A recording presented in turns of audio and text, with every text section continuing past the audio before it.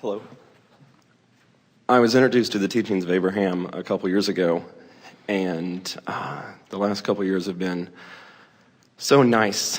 There have been hours and hours of tapes that I've listened to, and it just seems like my room is filled with books and all sorts of reading material, and it seems like there's been a lot of fun work that's been done to move from being afraid of life, being intimidated, being cynical, to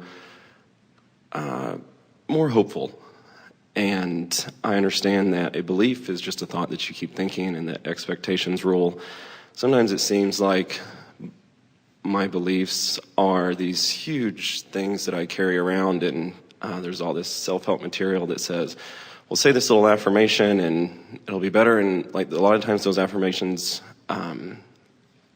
buck against my current beliefs so much that they don't feel helpful. Yes. So I'm looking for a way to change beliefs that I've carried around for decades in a fun, easy way.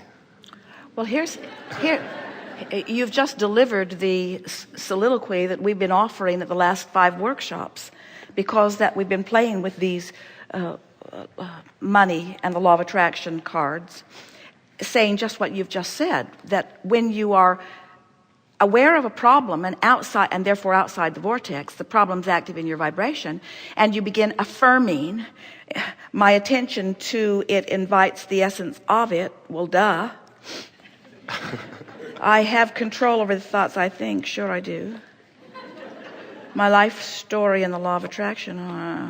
Achieving success is my natural birthright. Oh God, who writes this stuff?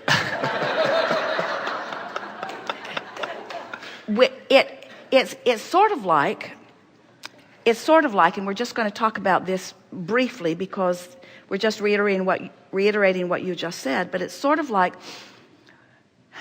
trying to convince someone else about something, and the more you try to tell them what you think, the harder they dig into what they believe, and the harder they try to tell you what they think, the harder you dig into what you believe. So it's like you said, it challenges a belief and just makes you sort of dig in to protect that belief in a stronger way. So the funner, easier way, and it is funner and way easier, is recognizing that rather than working so hard to get into the vortex, to just be aware that you're already in there from time to time and milk it when you are there. In other words, recognize a moment of greater ease, or a moment of greater peacefulness, or a moment of greater satisfaction, and then just analyze what the pieces of it are, with the interest in just keeping that vibration active within yourself a little longer. Because everything that is coming to you is coming to your current point of attraction. This is the thing that is so confounding to so many people. They intellectually get it. They get it that law of attraction is responding. But it feels like the thoughts are thinking me rather than I'm thinking the thoughts sometimes. So the key is to start with something general. So here's how it works. Let's say that there's something that you want and it isn't happening, and that, as we said earlier, you're really aware of what is. So what is really active in your vibration, and is so active that it makes you feel uncomfortable because it's different from what you want, but it is, and it's active. But it's different from what you want, but it is, and it's active. So you say just the opposite of what is, with an interest in, we called it pivoting in the beginning. When you know what you don't want, you know what you do want. And you never know more clearly what you do want than when you're living what you don't want. But there's another piece to that. You never know more clearly what you do want than when you're living what you don't want. But you never have less access to what you do want than when you're keenly aware of what you don't want either. Because what you don't want is your point of attraction, and it's gathering the cooperative components. So it's gathering up the thoughts you're thinking. It's gathering up the people who are coming around. It's gathering up proof of the belief. In other words, it's true because you're offering the vibration about it. So we've just made law of attraction feel hopeless, haven't we? Because what is attracting more of what is, and you're observing what is. But here's the easy key. If you, rather than trying to think the opposite in specific terms, which law of attraction won't let you do, you try to reach for the opposite in general terms, in emotional terms, in really, really general terms. For example, the other day we were talking to a mother who has a teenage daughter who is just making her nuts. And so many people related to it, and as she was talking about it, there was no possible way that she could find an in the vortex thought about her daughter, because she had too many out of the vortex thoughts about her daughter that were too active. But when we started talking about thinking general, really, really general, just stepping away from the details, and we just said to her, there's nobody on this planet that you love more than that girl. And she went right to that place. It was easy for her to find that general place of a mother's love, even though she was in a really active parental quagmire. So then we were talking to someone who very specifically needs money, really specifically, like today, like right now, like yesterday, like quite a bit of it, like really quite a bit of it, like yesterday, no, like last month, like 2 months, like 3 months ago, needing it. And so when we talk about money to someone who needs it and who is that aware, and it's really active because the phone is ringing, or it was before it was turned off, the rent is due, the girlfriend is upset because you can't ever go anyplace fun. In other words, all these active things happening to remind you of where you are in terms of your relationship with money. Active. So you pick up these cards and start reading, and you say, I would like to use these as rocks to throw at passing cars. It would be sort of satisfying to just fling these off of a mountain cliff. There's not one thing here for me. There is no shortage of money or time. In whose world? So what we're getting at, and we have all made the point, specifics aren't going to get you into the vortex when there's something really actively going on. And we're exaggerating this for you because your question is big.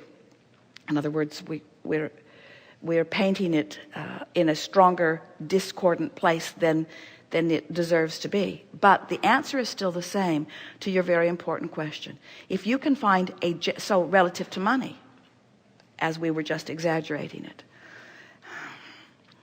I don't have to think about it right now, is a general statement. I don't have to think about it right now. I can go for a walk. I don't have to think about it right now. There's a little relief in that.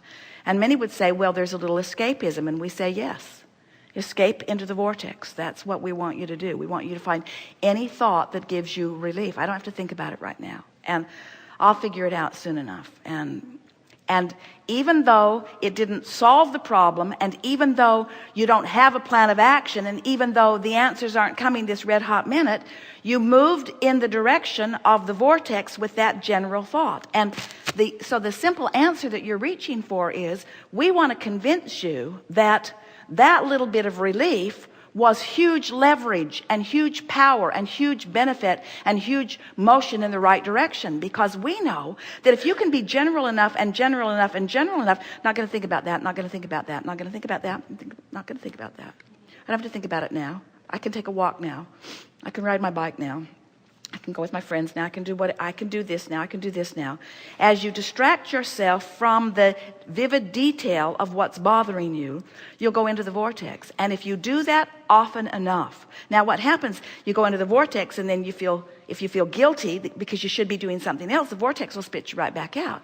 So you just say something general and get back in. So the easy thing, really the easy thing, is to make getting into the vortex the only thing that matters. Finding relief is the only thing that matters. Releasing resistance is the only thing that matters. And the reason that we can unequivocally, we want to shout it, it is so exciting to us, speak to you about it being the only thing that matters, is that we know if you can go in and hang around and go in and hang around and go in and hang around and go in and hang around, before you know it, you're going to be so familiar there that, and here's the easy part that you're looking for. Every second you spend in non-resistance and therefore in allowance to this vortex, every second that you spend there, the vortex is tuning your frequency higher. The vortex is tuning it higher. In the absence of resistant thought, the vortex is tuning your frequency higher. And so you're beginning to breathe a little more deeply. You're beginning to feel a little better. Now, what happens when your frequency begins to raise? You get different radio channels. You become a cooperative component to different thoughts. You might even reach such a frequency that inside the vortex you could read, I am the creator of my own life experience. Yeah. What's the other side of that say? Whatever I desire, I can acquire. That feels possible.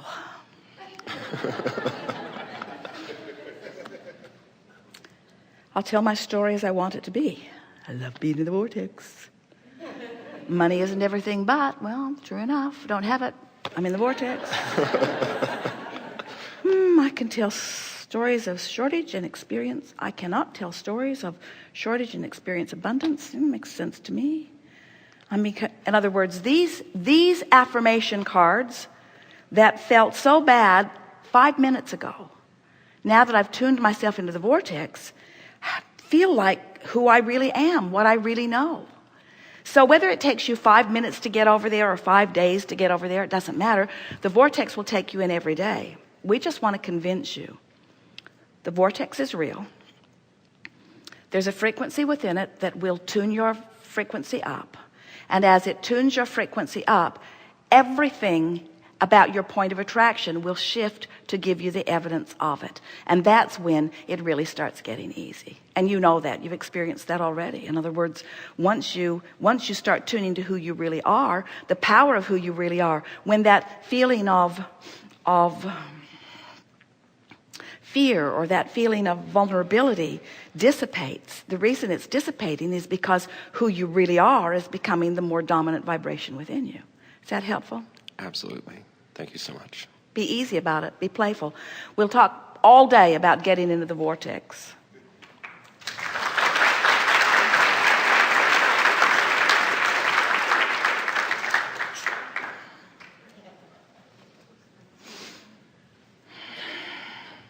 So what's the easy way? What's the easy way?